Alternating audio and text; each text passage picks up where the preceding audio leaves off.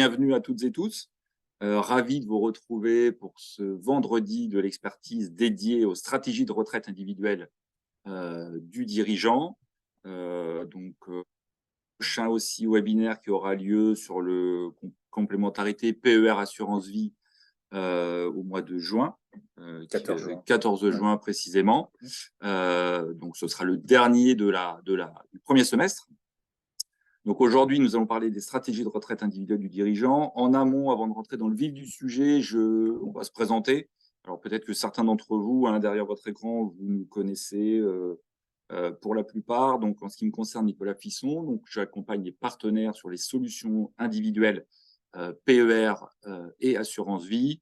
Je vous donne les secteurs aussi, peut-être pour celles et ceux qui connaissent pas. Donc le Grand Ouest, donc de Caen à Biarritz en passant par Poitiers. C'est très large, et les arrondissements parisiens, notamment du 11e au 20e arrondissement. Gauthier, je te laisse présenter.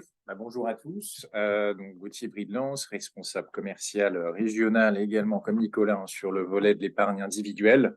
Donc, je suis votre interlocuteur pour vous aider sur le déploiement de nos solutions d'épargne retraite et assurance vie, mais sur d'autres régions. Moi, j'anime l'Occitanie, j'anime le Nord, l'Est de la France, les premiers au 10e arrondissement, le 93, 94, 95 et 77. Et aussi nos chers amis des DOM-TOM. Voilà. Parfait. Merci Gauthier. Du coup, donc effectivement, le programme de ce matin, on va regarder un petit peu les différents sujets. Donc, vous avez le sommaire ici. L'idée, c'est qu'en un petit peu moins d'une heure sur la durée du webinaire, on puisse traiter l'ensemble des sujets qui sont sous vos yeux, donc notamment le TNS sans salarié, donc avec les différentes catégories de TNS que nous retrouvons, les plafonds, les impacts fiscaux et sociaux. On étudiera aussi le cas du TNS avec un salarié, donc en fait des situations que vous, au quotidien, vous pouvez rencontrer avec vos différents clients. Et le dirigeant salarié aussi, sans salarié, parce que forcément les solutions à lui proposer sont différentes. Et on terminera ce webinaire avec une présentation évidemment de nos offres RS, tant sur la partie individuelle que collective, et la force aussi de notre accompagnement à vos côtés pour engranger un maximum d'affaires. Le support du webinaire sera ou est peut-être déjà disponible sur votre extranet partenaire. Et bien entendu, alors on sait très bien que sur un laps de temps d'une heure, on ne pourra peut-être pas aborder tous les sujets, répondre à toutes les questions, mais en tout cas, on sera fort de vous apporter les retours nécessaires et répondre à l'ensemble de vos questions, tant nous, en fonction de votre accompagnement, ou aussi en région, votre interlocuteur sera à même de vous accompagner sur le sujet. Alors, dans une présentation des RS, alors, on va peut-être enfoncer des portes ouvertes, comme je le dis régulièrement pour ceux qui nous connaissent, mais c'est toujours important de le rappeler. Donc, effectivement, RS, on est vraiment, on vous accompagne sur l'épargne longue. Donc, petit rappel aussi, l'acronyme d'RS, c'est épargne retraite, épargne salariale. Donc, l'ADN d'RS, c'est véritablement l'épargne salariale, l'épargne retraite, l'assurance vie. Donc, on rentrera aussi dans le détail des produits tout à l'heure. Et l'immobilier, avec le rachat il y a un peu plus d'un an de Prime Alliance Bien Prévoir et le lancement de la plateforme immobilière qui a eu lieu hier. Voilà, et ce qui s'adresse à nos partenaires SIF. Donc pareil, nous sommes à votre disposition pour vous accompagner sur ce sujet-là. Donc c'est une plateforme de souscription multi-SCPI. Et on a nos collègues également de Prime Alliance qui peuvent vous accompagner sur ce volet-là. Donc, l'idée, c'est vraiment qu'on puisse vous accompagner sur l'ensemble des domaines en épargne longue, tant sur la partie individuelle que collective, pour que vous puissiez avoir une approche, on va dire, 360 auprès de vos clients, chefs d'entreprise notamment. Quelques rappels de chiffres au niveau des RS. Donc, effectivement, aujourd'hui, une belle progression, un peu plus de 6 milliards d'euros d'actifs sous gestion, quasiment 30 000 entreprises clientes, 300 000 épargnants, plus de 6 500 cabinets qui nous font confiance sur tout le territoire. Donc, merci encore à vous pour votre fidélité, votre confiance. C'est un réel plaisir de vous accompagner au quotidien. Et vous avez aussi, donc là, sur la droite du document, les entreprises, on va dire corporate, hein, que l'on accompagne au quotidien. Donc, vous retrouvez des noms que vous connaissez déjà, mais on est en mesure effectivement d'accompagner ce type de structure avec une volumétrie de salariés assez importante. Mais bien évidemment, on s'adapte à l'ensemble des secteurs d'activité, à l'ensemble des effectifs pour proposer le meilleur accompagnement et la meilleure solution. Je vais laisser la main à Gauthier qui va vous parler du TNS sans salarié. Eh ben, merci Nicolas pour cette belle introduction. Effectivement, on va rentrer dans le vif du sujet. On va s'interroger sur les solutions qu'on peut proposer à nos travailleurs non salariés, spécifiquement à nos travailleurs non salariés, hein, dès lors qu'il est seul dans sa structure. Alors, pas de suspense, hein, naturellement, on va pouvoir lui parler du PER individuel. En revanche, la différence ici, c'est qu'on va pouvoir jouer sur différents types de plafonds. Je vais y revenir tout à l'heure. Donc, rappel quand même du fonctionnement du PER, 3 compartiments. Le compartiment individuel qui va accueillir justement ces versements volontaires déductibles ou non. Et puis les 2 autres compartiments en fait qui pourraient accueillir des transferts de dispositifs d'épargne collectif, donc PERCO, PERECO, et puis catégoriels, donc ex-83 ou PEROB. Pensez-y, notre équipe d'ingénierie patrimoniale est là aussi pour vous accompagner, pour réaliser des études de transfert sur notamment des contrats avant pacte individuels. Donc, on a listé ici quelques-uns, PERP, Madelin, Préfonds, etc. Donc, même des contrats à points. On réalise des analyses précises en se basant sur des éléments actuariels qui, d'une part, sécurise votre devoir de conseil, apporte en principe une vraie valeur ajoutée à ce que vous dites à votre client, et puis aussi qui vous donne qui facilite, je dirais, la mise en place opérationnelle du transfert. Donc, effectivement, pour nos TNS, on va voir qu'on va pouvoir utiliser le compartiment individuel de notre périn. Petit rappel sur les plafonds universels, avec plafond Fillon, article 163 quatervicies du Code général des impôts. Je vous le rappelle parce que bien souvent, quand on parle de plafond d'épargne retraite pour les TNS, on pense tout de suite au plafond 154 bis, plafond Madelin. Mais je vous rappelle qu'ils ont également, nos chers TNS, accès au plafond universel, comme un salarié, comme une personne à la retraite, etc. Donc, ils ont bien aussi accès à ces plafonds-là. Comment ça se calcule? Eh bien, on regarde le plafond de l'année N, donc mon plafond 2024, en réalité, c'est égal à 10% de mes revenus professionnels perçus l'année dernière. Qu'est-ce que j'entends par rémunération professionnelle? Ce sont les salaires ou les rémunérations des TNS, en l'occurrence, du BIC, BNC, bénéfices agricoles, des rémunérations d'urgence, avec au minimum un pass et au maximum la rémunération comprise, inférieure à 8 passes. Donc, ça signifie quoi? Ça signifie qu'une personne qui gagnerait moins d'un pass percevrait quand même 10% du pass N-1 de plafond. Et puis, une personne qui gagnerait plus de 8 passes serait quand même limitée à 10% fois 8 passes de plafond. Bien entendu, il y a un élément il y a aussi des éléments dont on va devoir tenir compte et qui parfois d'ailleurs génèrent des erreurs sur les avis d'imposition de vos clients. C'est tous les éléments, finalement, les versements d'épargne retraite entreprise qui ont été réalisés l'année dernière, qui viennent en réalité diminuer les plafonds, mais qui sont des éléments déclaratifs. Donc, on va retrouver évidemment les versements obligatoires de retraite supplémentaires. Donc, ça, c'est 83 PEROB, les cotisations qui sont soit à la charge de l'entreprise, soit à la charge du salarié, mais qui viennent alimenter le compartiment 3 du PER. Les cotisations pour partie 154 bis, on va y revenir tout à l'heure, Madelin. En réalité, c'est l'excédent TNS 15 qui vient aussi diminuer les plafonds 163 quatervicies.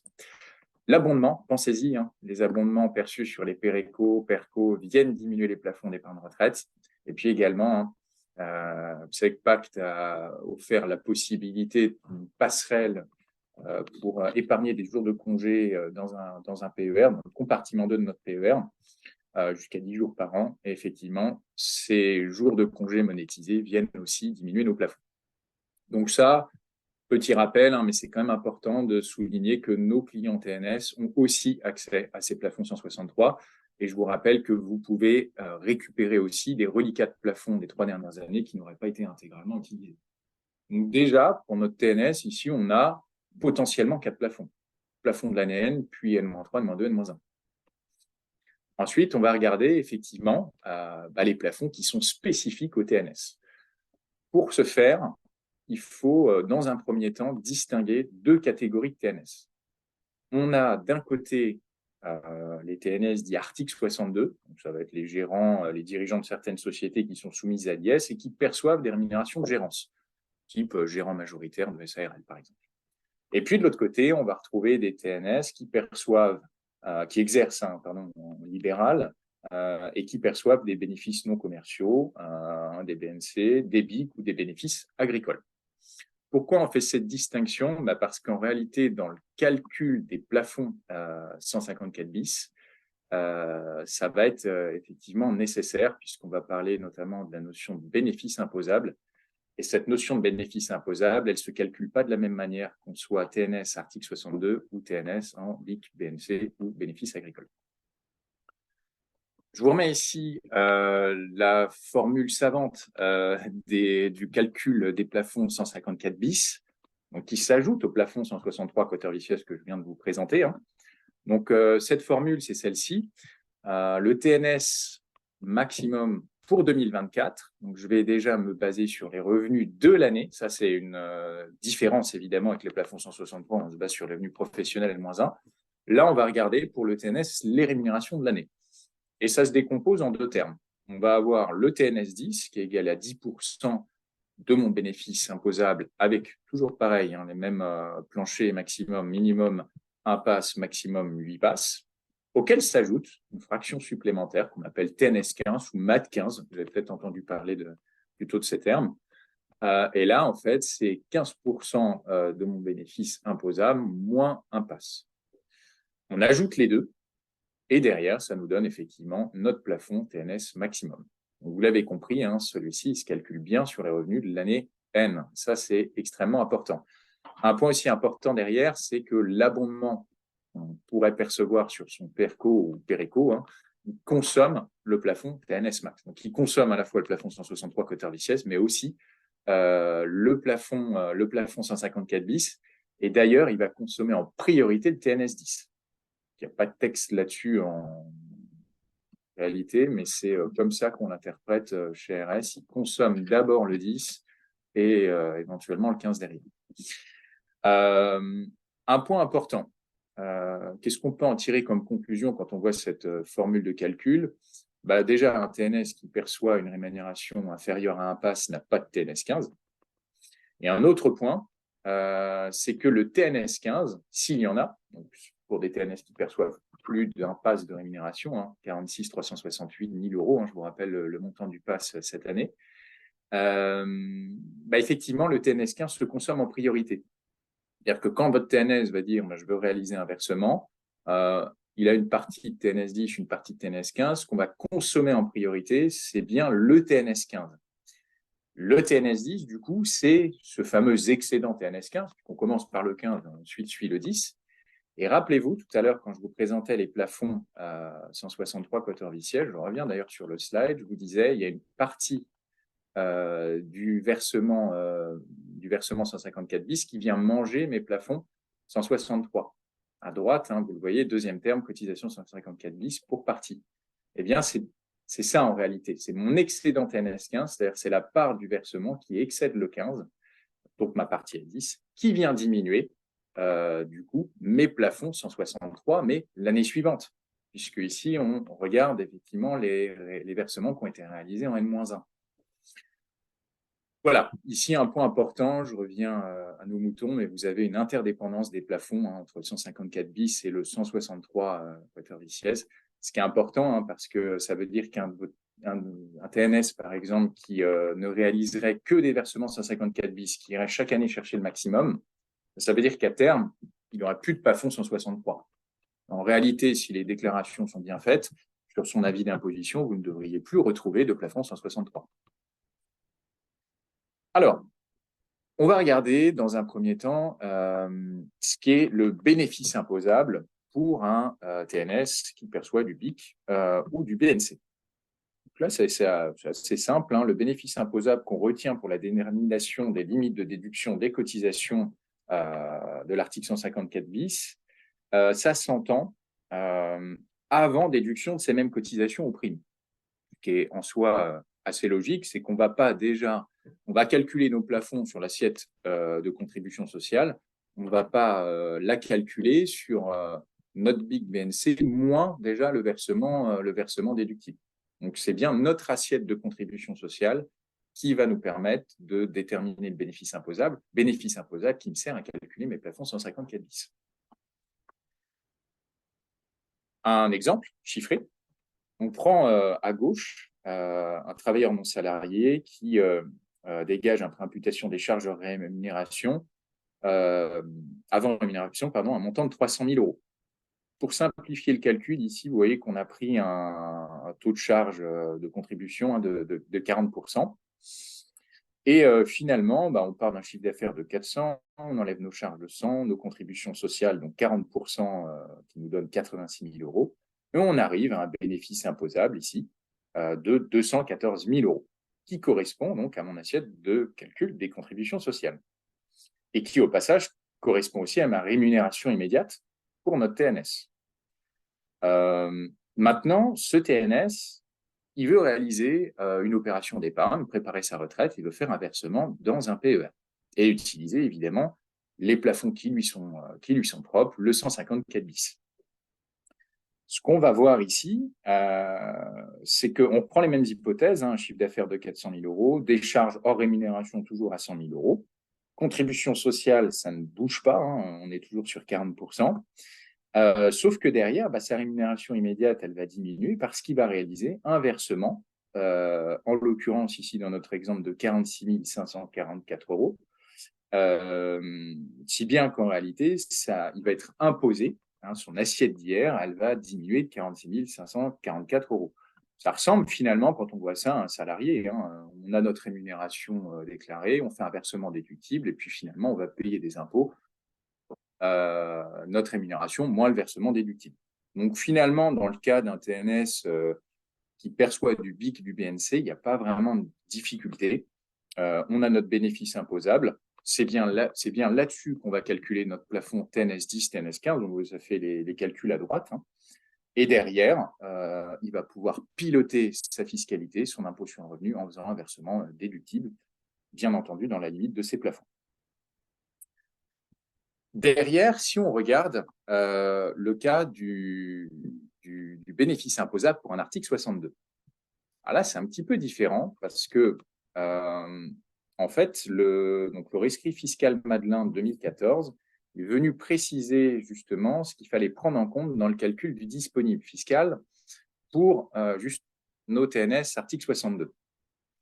Et il précise, en fait, il va raisonner un peu par équivalence avec les BIC BNC, il indique que le bénéfice imposable du gérant égale au revenu net de cotisation sociale et de la part déductible de la CSG, revenu payé par la société au gérant, auquel on ajoute la CSG déductible, plus, ça c'est extrêmement important, les cotisations, retraite et prévoyance, quand elles sont payées par l'entreprise au bénéfice du gérant.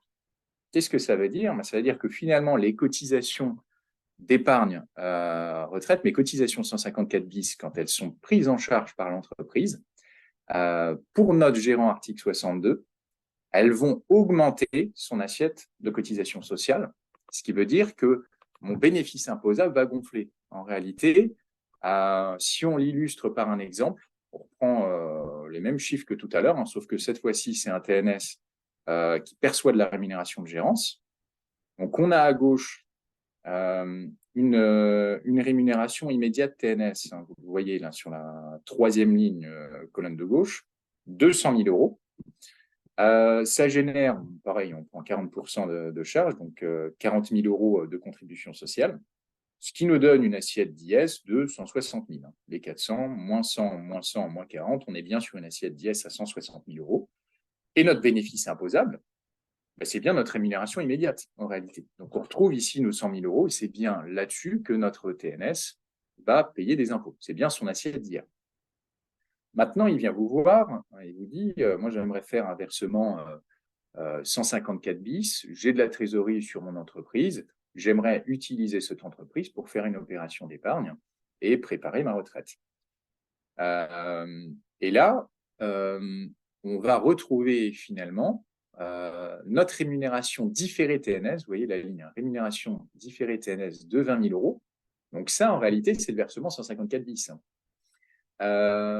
Ces 20 000 €, ils sont assujettis à contribution sociale, ce qui explique la hausse de 40 à 48 000 de contribution sociale entre la colonne de gauche et la colonne de droite, 40% finalement sur les 20 000. Donc, on crée une charge supplémentaire de 20 000 plus 8 000 € de contribution sociale, ce qui veut dire que mécaniquement, notre assiette d'IS, elle va diminuer. On passe de 160 à 132 000 €. Notre bénéfice imposable, qui tient compte des cotisations 154 bis prises en charge par l'entreprise, mécaniquement, il augmente de 20 000 €. Je vais ajouter à ma rémunération immédiate 20 000 € de plus, qui correspond à une cotisation 154 bis. Donc, c'est bien sur ces 120 000 € que je vais calculer mon TNS 10 et mon TNS 15. Pour autant, mon assiette d'hier, elle ne change pas, puisque c'est un versement déductible. Donc, je ne vais pas payer plus d'impôts à titre personnel. En revanche, ça va avoir un effet sur la fiscalité de l'entreprise. Mon assiette d'IS est drastiquement diminuée. Précision, évidemment, je ne déclare pas les cotisations 154 bis à l'IR, c'est du versement déductible. Je ne les déclare pas en un GB, si vous voulez, les 20 000 € supplémentaires. Donc, voilà, facialement, ça donne l'impression, en quelque sorte, de diminuer l'IS sans impact sur l'IR. Et au passage, vous avez compris qu'avec ce mécanisme, et c'est le slide qui suit, c'est qu'en réalité, plus notre gérant article 62 va faire prendre en charge des cotisations 154 bis par sa structure, plus il va pouvoir verser. En réalité, étant donné que les cotisations rentrent dans le bénéfice imposable, finalement, on est dans une forme d'itération. Plus je verse, plus l'assiette de contribution sociale, donc mon bénéfice imposable augmente, plus mon plafond augmente. Et là, on a repris du coup un autre exemple. Vous voyez une rémunération ici de gérance de 95 000 €. Première étape pour vous, pour déterminer les plafonds, vous vous basez sur cette rémunération de gérance. Vous faites votre calcul TNS 10, TNS 15, donc 9 500 de 10, 7 294 de TNS 15. Faites la somme des deux, ça vous donne un TNS max premier niveau de 16 794 €. Mais maintenant, votre TNS, il vous dit, voilà, moi, j'ai la capacité de verser ces 16 794 €. Donc, qu'est-ce que vous faites derrière? Vous faites 95 000 € plus les 16 794 € et vous recalculez vos plafonds TNS 10, TNS 15. Ça, cette opération, vous allez pouvoir la faire plusieurs fois. On est là aussi pour vous faciliter la vie. Vous embêtez pas à le faire à la main. Il faudra généralement 6-7 opérations pour arriver à un moment où finalement ça ne gonfle plus. Mais par chance, vous avez un merveilleux outil sur l'extranet RS, Perspective, qui le calcule automatiquement pour vous. C'est ce que vous voyez à droite de l'écran, en fait, 22 393 €. En fait, ça, c'est le résultat final. C'est vraiment le TNS maximum, donc le versement potentiel que peut réaliser votre gérant sur cette base de 95 000 € au titre du plafond 154 bis. Et vous voyez qu'entre la première application de la formule de calcul TNS 10, TNS 15 et la résolution de l'itération derrière, quand on prend en charge les cotisations par l'entreprise, c'est à peu près 25% de versement en plus. Donc, c'est extrêmement efficace pour votre client. Mécaniquement, vous l'aurez compris, c'est aussi extrêmement efficace pour vous. Donc, votre gérant article 62, il a tout intérêt à utiliser cette faculté qui lui est donnée pour se préparer à sa retraite. Donc, vous l'aurez compris, la solution pour notre TNS, c'est d'aller chercher ces plafonds 154 bis, idéalement les faire prendre en charge par l'entreprise. Et puis derrière, si à titre personnel, il a aussi de la capacité d'épargne, il peut tout à fait faire du 163 quater ICS utiliser ses propres plafonds, ses reliquats de plafond, et puis même éventuellement les mutualiser avec celui de son conjoint ou de sa conjointe. Voilà, je vais laisser la parole à Nicolas, qui va revenir sur les solutions qu'on peut proposer cette fois-ci à un TNS, mais qui n'est pas seul, pour le coup, qui est un salarié dans l'entreprise. Et là, on va voir qu'il y a tout un spectre extrêmement intéressant et de solutions qui va s'offrir à lui. Merci Gauthier pour la présentation de ces particularités entre les différents TNS et les subtilités, notamment au niveau du calcul des plafonds. Alors, on l'a vu, Gauthier vous en a parlé, on peut avoir un client, le TNS, qui n'a pas de salarié, et en revanche, vous pouvez aussi rencontrer demain un TNS qui va avoir un salarié. Donc là, l'idée, c'est aussi de présenter des solutions différentes. Alors, petit préambule que l'on n'aborde pas ici, qui fait l'objet évidemment d'un point important lors de nos formations des essentiels notamment, c'est l'éligibilité de ce TNS, parce que là, qui dit TNS avec un salarié, on va aller, vous en doutez, vers les dispositifs d'épargne salariale, et notamment, on va se poser la question de l'éligibilité de ce fameux dirigeant, ou TNS en l'occurrence. Donc là, on n'en parle pas, on part du principe effectivement que cette condition d'éligibilité est acquise, mais on se fera un plaisir effectivement de vous redonner les spécificités de l'éligibilité du TNS dans le cadre dans l'embauche d'un salarié ou un salarié déjà présent, parce que c'est vraiment la condition sine qua non à ce qu'il puisse bénéficier du dispositif. Donc, on rappelle cet élément qui, aujourd'hui, encore plus qu'hier, prend de plus en plus de place, on va dire, l'épargne salariale, et notamment, vous l'avez aussi entendu parler dans le cadre du dispositif de partage de la valeur, notamment entre les entreprises de 1 à 11 à 50 salariés à partir du 1er janvier 2025. Donc, l'épargne salariale bénéficie du cadre fiscal et social exceptionnel. Donc là, on vous a remis un exemple qui est plutôt parlant, évidemment pour vous, mais également pour le chef d'entreprise.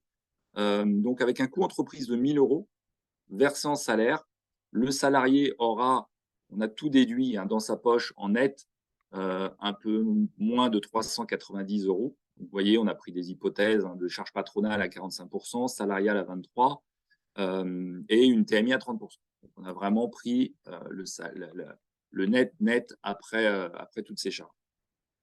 Le TNS en BNC a un impact de charge un petit peu moins important, donc là, il va arriver à un peu plus de 500 euros. Et ces mêmes 1 000 euros qui sont versés sur un dispositif d'épargne salariale, je vais avoir une efficacité à plus de 90%, puisque là, en net investi, j'aurai 903 euros. Donc, je vais uniquement déduire de ces 1 000 euros si je place sur le dispositif d'épargne salariale, tant sur le PEI que le PERECOI, je vais déduire uniquement la CSG-CRDS de 9,7%.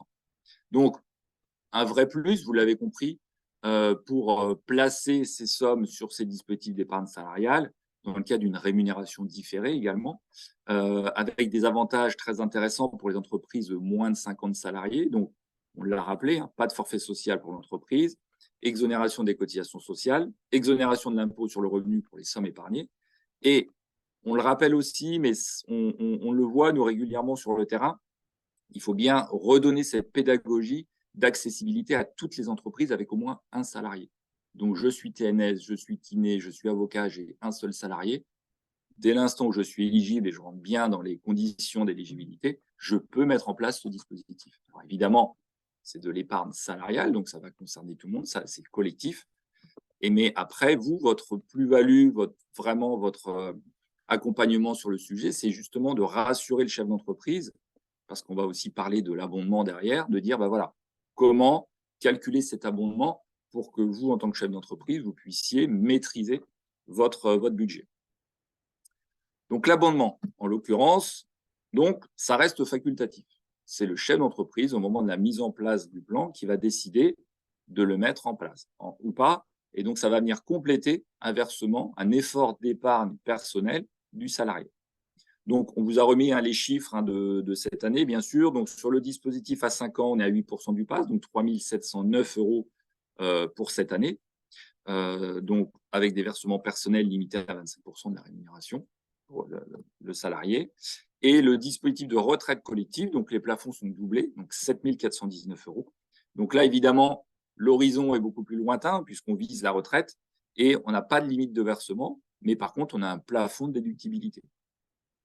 Donc, une fois qu'on a ces éléments-là, on a un petit peu, entre guillemets, les règles du jeu des dispositifs d'épargne salariale. Après, on a le cadre.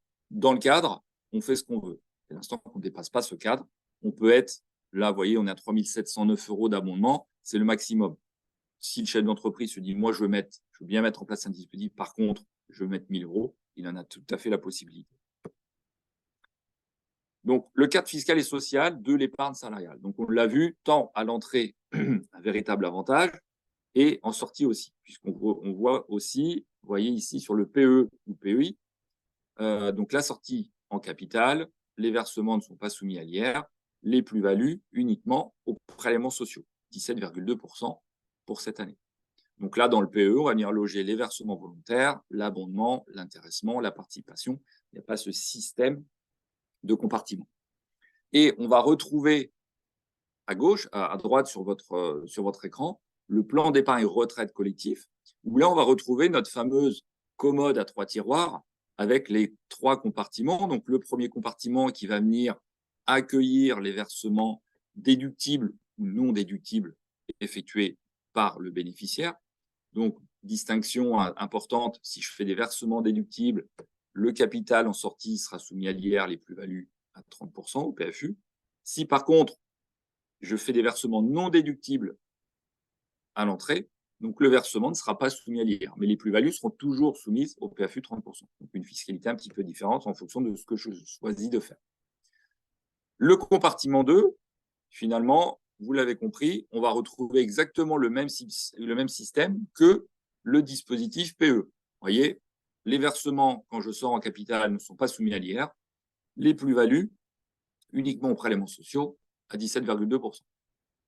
Petite distinction, vous voyez, dans le compartiment 2 du plan d'épargne retraite collectif, on va retrouver l'abondement, l'intéressement, la participation. Puisque les versements volontaires que moi je fais en tant que bénéficiaire dans un dispositif de retraite collectif vont venir alimenter le compartiment 1. Et le dernier tiroir de la commode, si je reprends l'image, effectivement, c'est le compartiment 3. Là, on en parlera tout à l'heure, parce que là, ça va concerner les versements obligatoires et plus sur le dispositif de PER obligatoire. Donc, une fois qu'on a cette disposition d'entrée de cadre fiscal intéressant, de pouvoir piloter vous et d'accompagner votre client sur le système de l'abondement et cette explication aussi du cadre fiscal et social très avantageux en sortie, le chef d'entreprise a un bel intérêt à mettre en place ce dispositif dès l'instant où, je le rappelle, il a à minima un salarié. Donc, les stratégies dans le plan d'épargne retraite collectif, donc là, on le voit, on reprend l'image que l'on avait tout à l'heure dans le compartiment 1. Je fais un versement volontaire au titre de l'article 154 bis, qui va venir déclencher le versement de l'abondement et qui va venir se loger dans le compartiment 2. Donc là, vous voyez, on a un véritable effet de levier très intéressant en ce qui concerne l'épargne salariale et en fonction évidemment des règles d'abondement qui sont mises en place sur le plan d'épargne collectif, puisque le versement volontaire déductible va déclencher l'abondement et sans effort d'épargne personnelle pour l'obtenir. Parce que le versement volontaire 154 bis, en l'occurrence, là, on a pris l'hypothèse qu'il était financé par l'entreprise, ce qui vient déclencher l'abondement qui lui-même est prélevé sur le compte de l'entreprise. En fait, l'effet de levier est très intéressant pour le TNS. Donc là, ensuite, on reprend l'efficacité donc de cette stratégie pour un TNS avec un salarié, donc dans des dispositifs d'épargne salariale. Donc, on a repris des TMI de sortie que vous connaissez. Alors, on sait très bien que les TMI d'entrée, comme on le dit régulièrement, la mise en place de ces dispositifs de retraite, qu'elles soient collectives, mais à partir de 30% d'une TMI, ça devient intéressant. Au-delà, bien évidemment, encore plus. On a calculé l'efficacité du PER1 avec des hypothèses. Vous voyez, sur 10 000 € de budget entreprise, des contributions sociales à 30%, CSG, CRDS à 9,7. Donc, efficacité du PER que vous connaissez, plus les dispositions sont intéressantes en TMI de sortie, notamment parce que, en règle générale, vos clients, chefs d'entreprise, peuvent avoir des TMI au-delà de 30, 41, voire peut-être même 45% pour certains en activité. Par contre, on sait très bien qu'au moment de la sortie, au moment du départ en retraite, forcément, ce niveau de TMI va baisser par rapport aux revenus de remplacement et on peut avoir des diminutions, notamment peut-être plus aux alentours de 30%. Donc, on voit déjà l'efficacité du PER1 à 50%. Quand on la compare avec l'efficacité du PER collectif, vous voyez, si je reprends à la ligne, j'ai une TMI en sortie à 30%, le PER, évidemment, il y a cette efficacité à 50%, mais qui va encore être augmenté à quasiment 80%. Et pourquoi? Par rapport à cet effet de levier dont bénéficie l'épargne salariale avec l'abondement. C'est sûr que quand le chef d'entreprise va verser 1 000 euros, s'il a un taux d'abondement à 300%, forcément, il va avoir un bel effet de levier en versant dans ce dispositif. Donc, c'est pour ça que tous ces éléments sont très intéressants à prendre en compte et la pédagogie d'accompagnement à proposer à vos clients est très large et vous avez vraiment votre plus-value à apporter auprès de vos clients chefs d'entreprise. Alors, deuxième question qui peut se poser, effectivement, une fois que le chef d'entreprise a bien vu les impacts positifs de la mise en place de ce plan, c'est la règle du taux d'abondement. Parce qu'effectivement, on l'a vu, l'abondement va être prélevé sur le compte de l'entreprise. Donc, ça peut être un élément de questionnement pour le chef d'entreprise de se dire oui, mais si tous mes salariés versent sur le plan, je ne veux pas que ça mette la trésorerie de l'entreprise à mal. Donc là, pareil, on a refait des calculs et on a repris une rémunération de gérance à 100 000 euros, un abondement PER collectif, donc le montant actuel, et un calcul que l'on a fait avec perspective, par rapport à ce que vous disiez Gauthier tout à l'heure, à un plafond TNS maximum à 21 586 euros. Donc, si j'ai une règle d'abondement à 300%, moi, en tant que salarié, mon versement volontaire, il va être à 2 473 euros, ce qui va générer un abondement à 7 419. C'est ce qu'on connaissait dans les campagnes, pour ceux qui utilisent les campagnes de versement optimisé. Donc là, on fait le versement nécessaire pour aller déclencher l'abondement maximum du plan. Donc, effectivement, 7 419 euros, ça peut faire peur, sachant que c'est par année civile. S'il y a 1, 2, 3, 4 salariés et tous versent, ça peut faire une somme importante. Et là où l'accompagnement est très, très précis sur le sujet, c'est que en réduisant ce taux d'abondement, parce que vous pouvez aller de 0 à 300%, donc dans ce cadre-là, vous avez la main, le chef d'entreprise a la main pour décider où est-ce qu'il va lui placer le curseur. Et là, vous voyez, avec un taux d'abondement, si je descends le taux d'abondement à 53%, dans notre exemple, on a pris vraiment les deux extrêmes, du coup, l'effort de versement volontaire, l'effort d'épargne du versement volontaire du TNS va être beaucoup plus important, puisqu'il va passer à plus de 14 000 euros, pour aller chercher un abondement qui va être identique.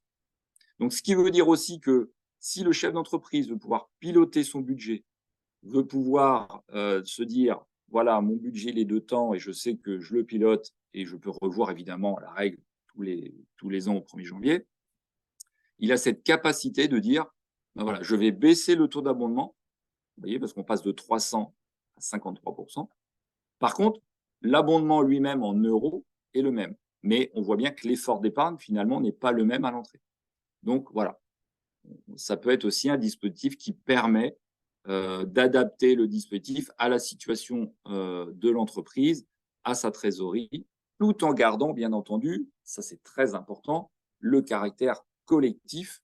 Donc, les règles sont les mêmes pour tout le monde, le TNS et l'ensemble de ses salariés.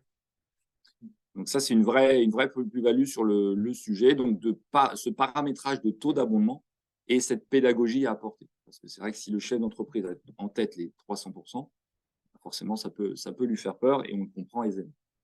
Vous faites vraiment une pierre deux coups là, parce que finalement, vous rendez le dispositif un peu moins incitatif, en réalité avec un taux d'abondement qui est plus bas.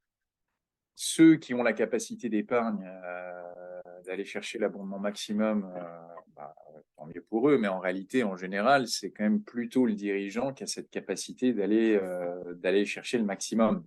Et là, vous faites une pierre deux coups, parce que d'une part, vous sécurisez le dispositif contre d'éventuels versements importants des salariés, qui coûteraient évidemment cher à l'entreprise. Et puis en parallèle, vous optimisez les versements déductibles de votre client TNS, puisque vous allez vraiment chercher le maximum en réalité. Donc là, vous verrouillez vraiment l'équation. Donc c'est faites, à mon avis, hein, utiliser cette stratégie, c'est clairement la meilleure option pour capter de la collecte et vraiment optimiser au mieux la situation du dirigeant et même du dispositif d'épargne salariale en réalité. Retraite. Absolument, Gauthier.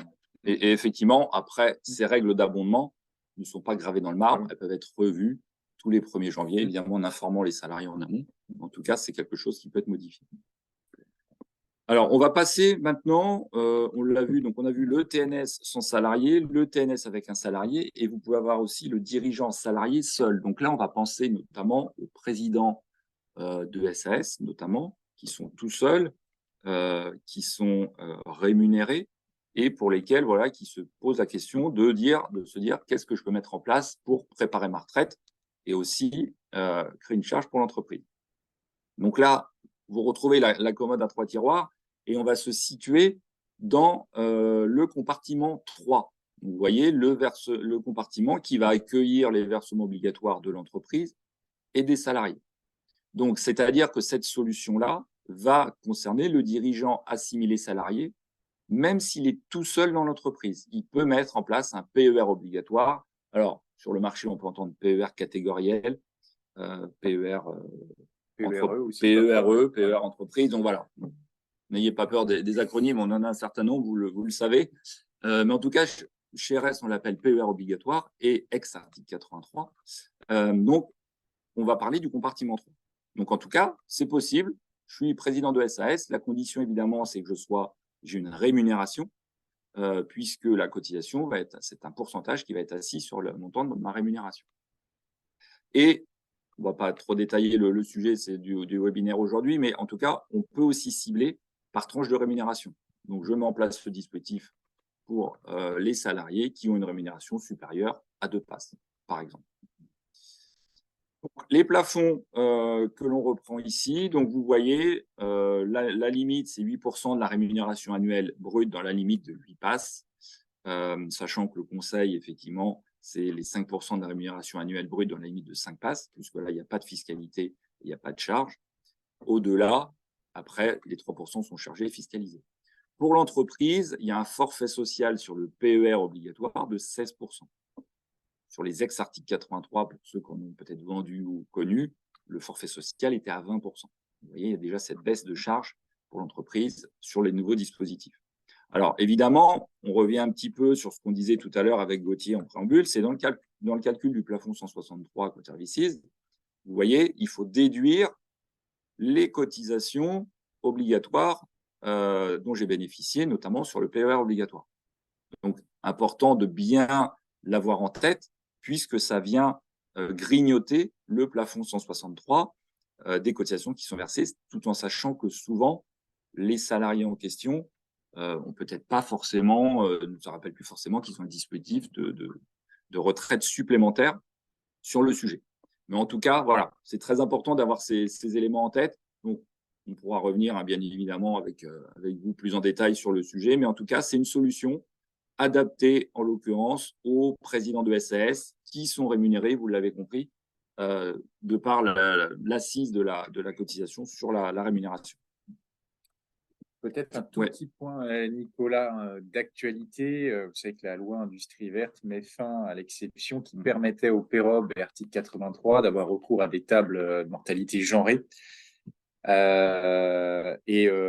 Si vous voulez finalement faire profiter à vos clients justement de tables, alors TGF ou TGH 0,5, c'est possible, mais il faut mettre en place le PEROB avant le 1er octobre 2024. Ça permettra évidemment de bénéficier de ces tables genrées. Au-delà, effectivement, on sera sur de la TGF 0,5 qui prévoit une espérance de vie évidemment très, très longue et qui est moins favorable évidemment en termes de rente. Donc pensez-y, c'est un peu l'année du PEROB, hein. Parce que il y a cette entrée en vigueur qui prend effet justement en octobre, qui peut changer un petit peu la donne, en tout cas du point de vue des garanties techniques. Juste un point aussi sur quand on parle justement de la consommation des cotisations retraite supplémentaires dans le plafond 163 Quater Vicis, un point important, c'est que imaginez un dirigeant qui veut y aller vraiment à fond en matière de cotisation des cotisations sur le PEROB. Il va à 8%, 8% de sa rémunération annuelle brute. On parle bien de brut ici. Or, rappelez-vous, mes plafonds 163, c'est 10% de mes revenus pro N-1. Mais là, on se barre sur le net. Ce qui veut dire que 8% du brut, je vous le rappelle, c'est supérieur à 10% du net. Autrement dit, un dirigeant qui se dirait, moi, je vais à 8% de ma rémunération annuelle brute sur un PER obligatoire, il va consommer tous ses plafonds, 163. Ça, c'est certain.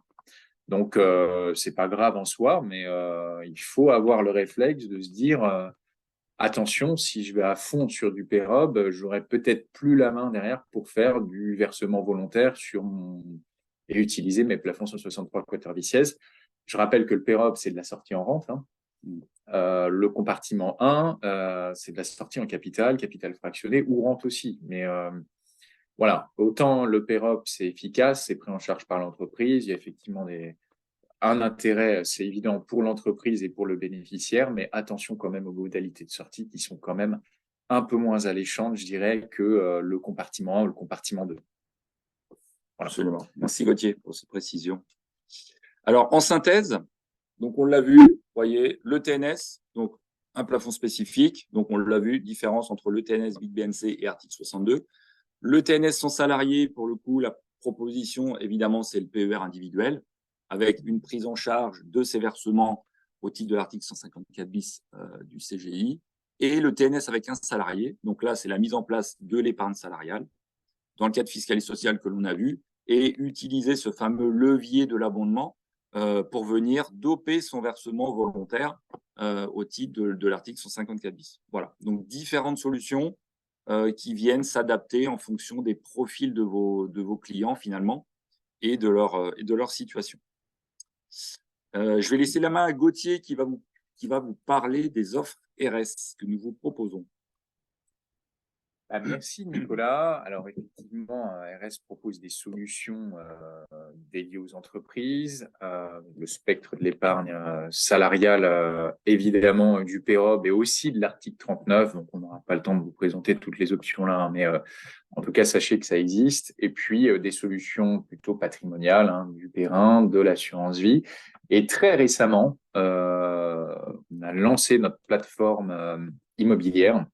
L'idée, c'est toujours ajouter une corne à notre arc finalement sur des solutions d'épargne à long terme.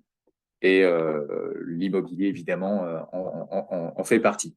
Donc, la plateforme RS Prime Immo est sortie hier, oui. Je crois, donc avec un questionnaire de connaissances clients qui valide la conformité de la mise en place des SCPI. On a un catalogue de 46 SCPI diversifiés aujourd'hui, sélectionnés par justement les équipes de Prime Alliance pour justement leur résilience, leur capacité à générer du rendement dans le temps. Des portefeuilles types dont vous pouvez vous inspirer en pleine propriété, en nue propriété, et puis une proposition commerciale générée en quelques clics et personnalisable. Donc, vous pouvez évidemment y accéder via l'extranet RS. Je vais revenir un petit peu plus en détail cette fois-ci sur les offres assurantielle. Alors, vous savez, excusez-moi, on propose c'est même l'objet du webinaire qu'on présentera le 14 juin, c'est la complémentarité du PER et de l'assurance vie. Donc, on a deux offres en PER, notre offre historique assurée par Swiss Life et puis une offre assurée par Spirica en PERIN et un contrat d'assurance vie également assuré par Spirica. Extrêmement proche d'ailleurs du PER assuré également par Spirica. L'offre financière est quasiment identique.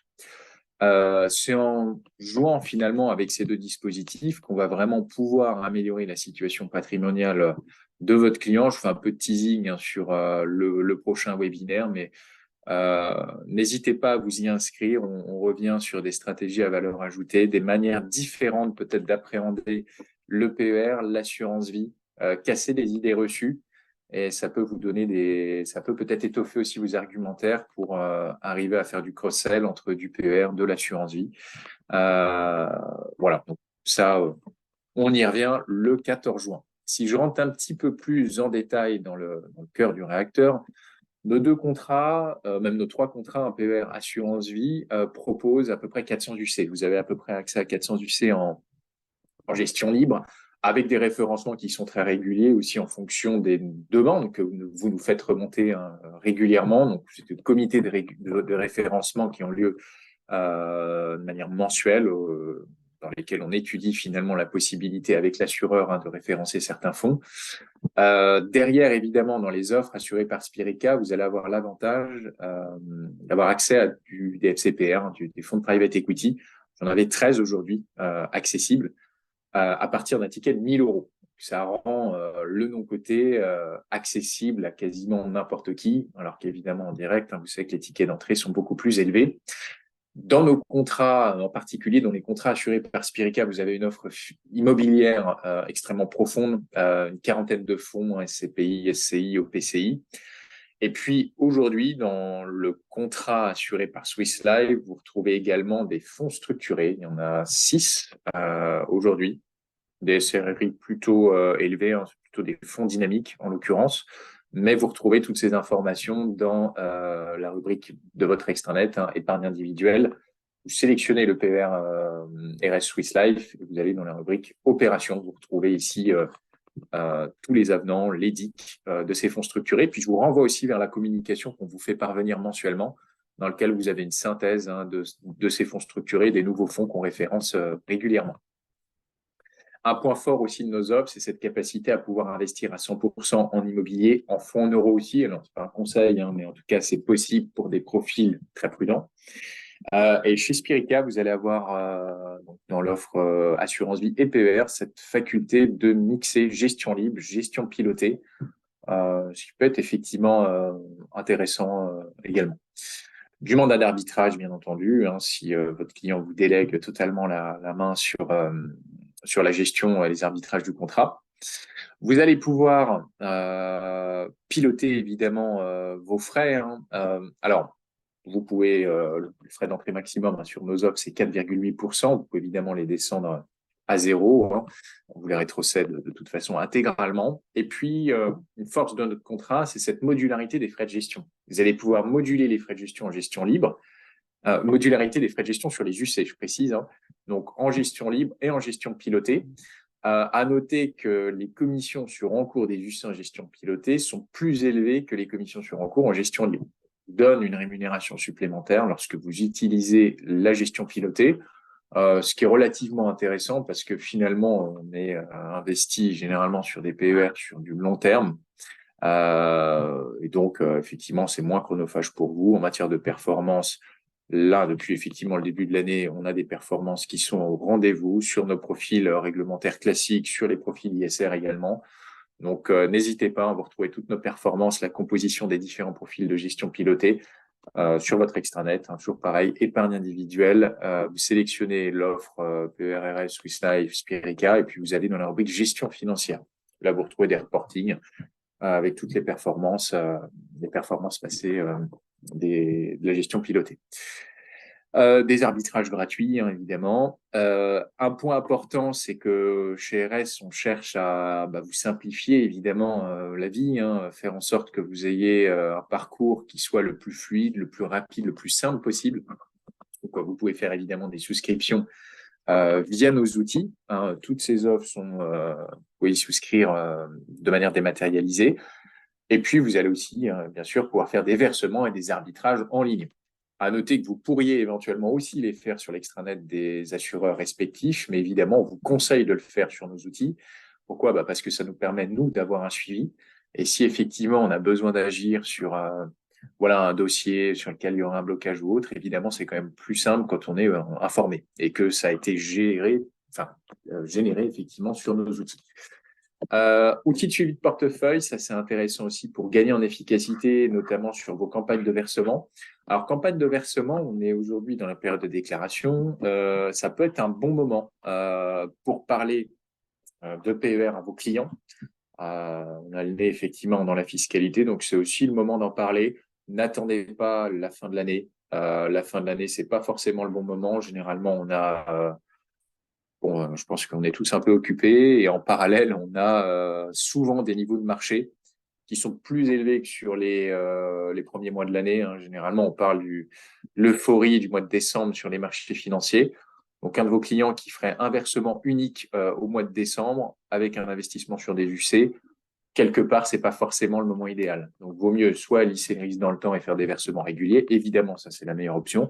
Ou alors l'anticiper. Et pour l'anticiper, il faut essayer de capter un rebond commercial. Le rebond commercial, il se fait peut-être aujourd'hui, justement, dans cette période de déclaration.